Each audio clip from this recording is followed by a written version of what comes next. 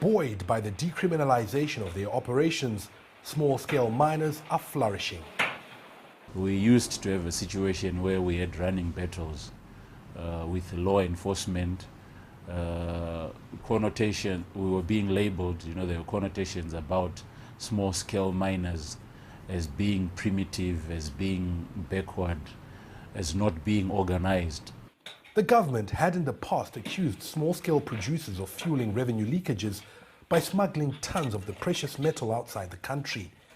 But measures to tighten surveillance and a reduction in royalties have seen more deliveries through official channels.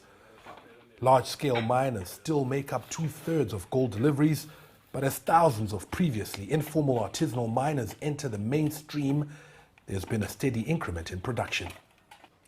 They've also been boosted by a reduction in royalties from 3 to 1% effected in July.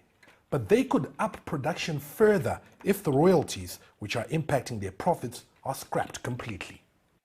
The minute we start saying we need certain taxes before we even start operating, we are throwing spanners to the works. Because remember, we're also operating as businesses.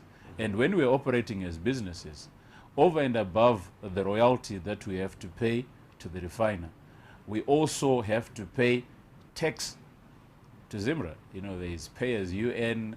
There are all other hidden costs that come about, with operating a business.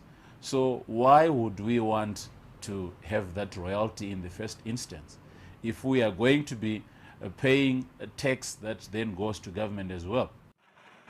Zimbabwe's gold production has been increasing steadily after a slump to an all-time low of just 3 tons in 2008, the height of the country's economic meltdown. The resurgence has seen the country's sole gold buyer, Fidelity Printers, readmitted to the London bullion market after meeting the minimum threshold of 10 tons per annum. Farai Makutuya, CCTV, Harare, Zimbabwe.